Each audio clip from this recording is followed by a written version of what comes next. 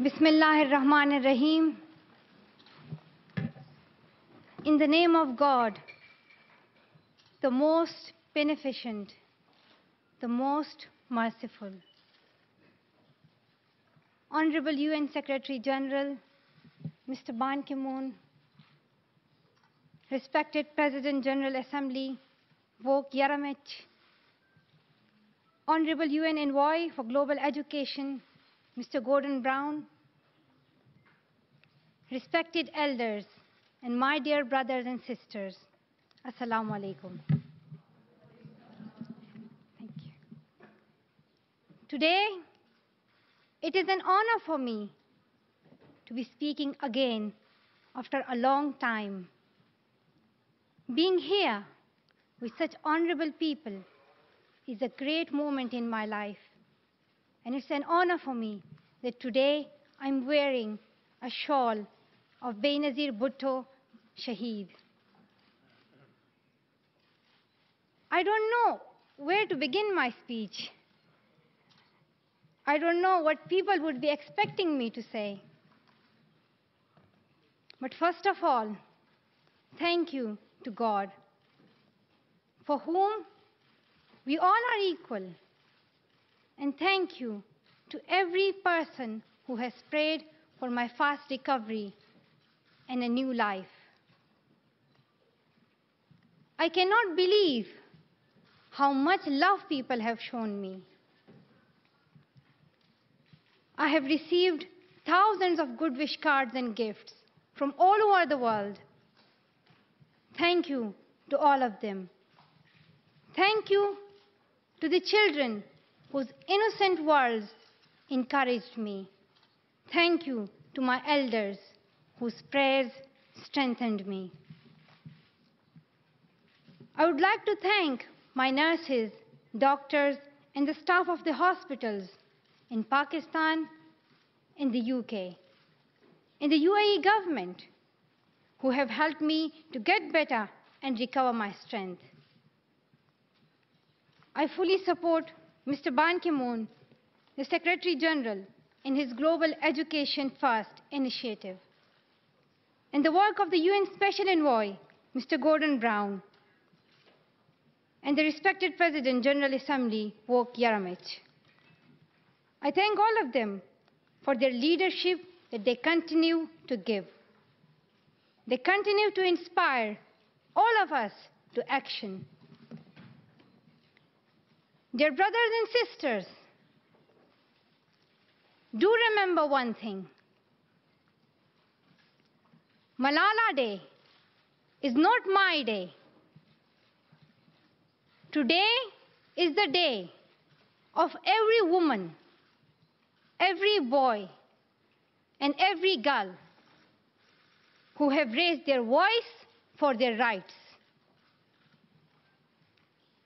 There are hundreds of human rights activists and social workers who are not only speaking for their rights, but who are struggling to achieve their goal of peace, education, and equality.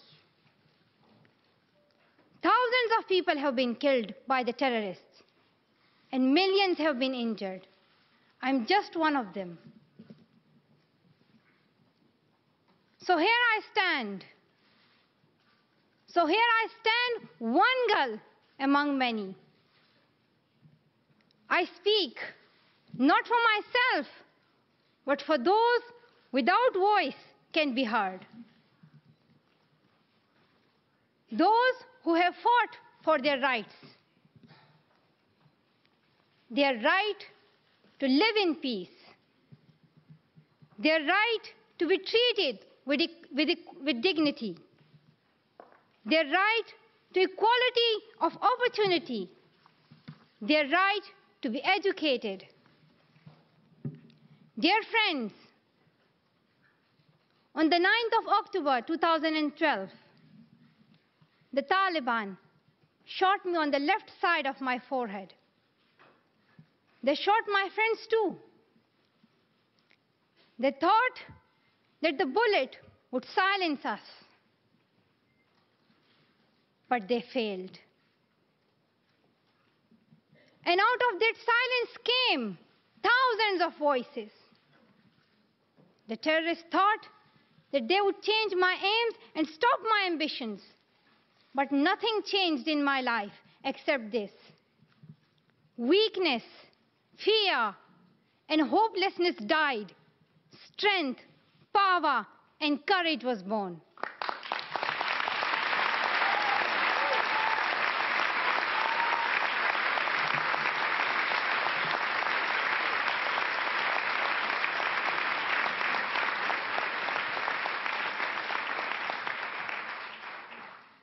I am the same Malala. My ambitions are the same. My hopes are the same. And my dreams are the same. Dear sisters and brothers, I'm not against anyone. Neither am I here to speak in terms of personal revenge against the Taliban or any other terrorist group. I'm here to speak up for the right of education of every child.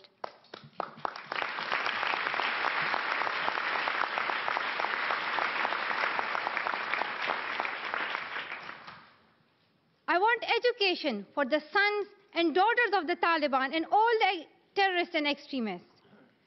I do not even hate the Talib who shot me. Even if there is a gun in my hand and he stands in front of me, I would not shoot him.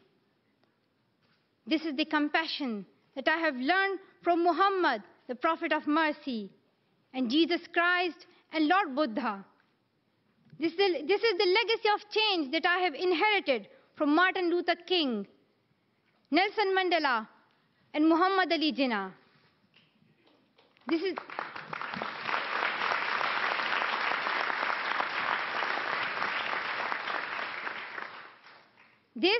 the philosophy of non-violence that I have learned from Gandhiji, Bacha Khan, and Mother Teresa. And this is the forgiveness that I have learned from my father and from my mother. And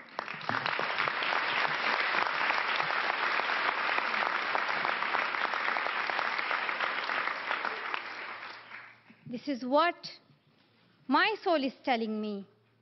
Be peaceful and love everyone. Dear sisters and brothers, we realize the importance of light when we see darkness. We realize the importance of our voice when we are silenced. In the same way, when we were in Swat, the north of Pakistan, we realized the importance of pens and books when we saw the guns. The wise saying, "The pen is mightier than sword," was true. The extremists were and they are afraid of books and pens. The power of education frightens them. They are afraid of women. The power of the voice of women frightens them. And that is why they killed 14 innocent students in the recent attack in Quetta. And that is why they killed female teachers and polio workers in Khyber Pakhtunkhwa. That is why they're blasting schools every day, because they were and they are afraid of change, afraid of equality that we will bring into our society. And I remember that there was a boy in our school who was asked by a journalist, "Why are the Taliban against education?" He answered very simply by pointing to his book. He said, "A Talib doesn't know what is written inside this book." They think that God is a tiny little conservative being who would send girls to the hell just because of going to school. The terrorists are misusing the name of Islam and Pashtun society for their own personal benefits.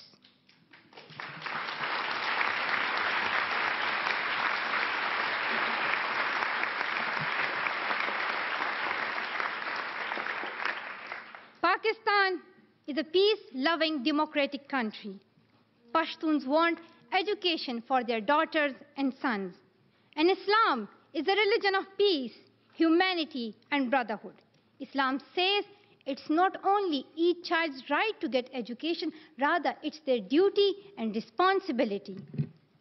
Honorable Secretary General, peace is necessary for education. In many parts of the world, especially Pakistan and Afghanistan, terrorism, wars, and conflicts stop children to go to their schools. We are really tired of these wars. Women and children are suffering in many ways in many parts of the world. In India, innocent and poor children are victims of child labor. Many schools have been destroyed in Nigeria. People in Afghanistan have been affected by the hurdles of extremism for decades. Young girls have to do domestic child labor and are forced to get married at early age. Poverty, ignorance, injustice, racism, and the deprivation of basic rights are the main problem faced by both men and women. Dear fellows, today I'm focusing on women's rights and girls' education because they are suffering the most. There was a time when women social activists asked men to stand up for their rights, but this time we will do it by ourselves.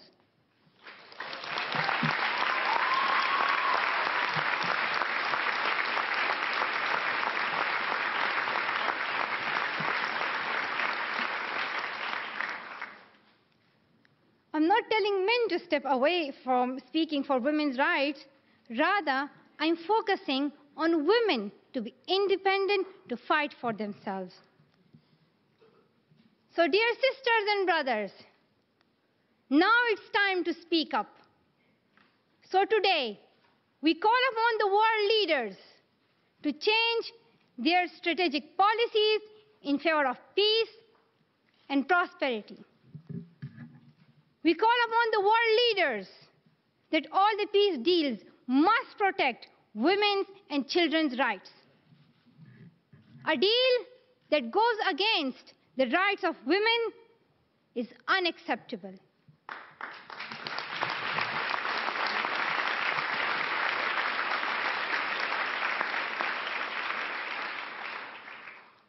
We call upon all governments to ensure free compulsory education all over the world for every child.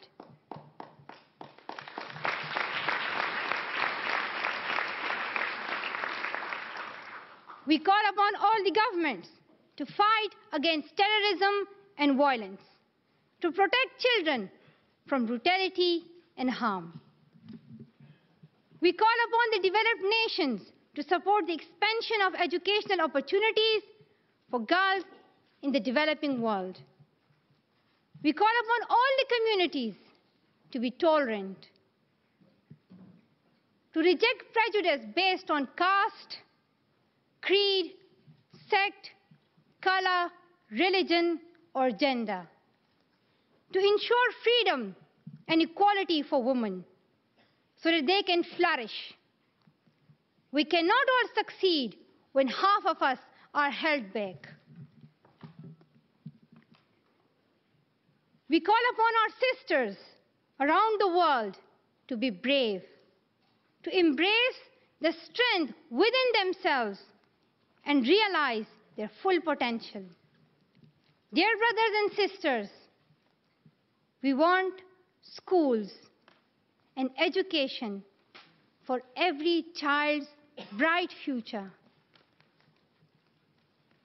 We will continue our journey to our destination of peace and education. No one can stop us. We will speak up for our rights, and we will bring change through our voice. We believe in the power and the strength of our words. Our words can change the whole world because we are all together, united for the cause of education. And if we want to achieve our goal, then let us empower ourselves with the weapon of knowledge. And let us shield ourselves with unity and togetherness. Dear brothers and sisters, we must not forget that millions of people are suffering from poverty, injustice, and ignorance. We must not forget that millions of children are out of their schools. We must not forget that our sisters and brothers are waiting for a bright, peaceful future. So let us wage a global struggle against illiteracy, poverty, and terrorism. Let us pick up our books and our pens. They are our most powerful weapons. One child, one teacher, one book, and one pen can change the world. Education is the only solution. Education first. Thank you.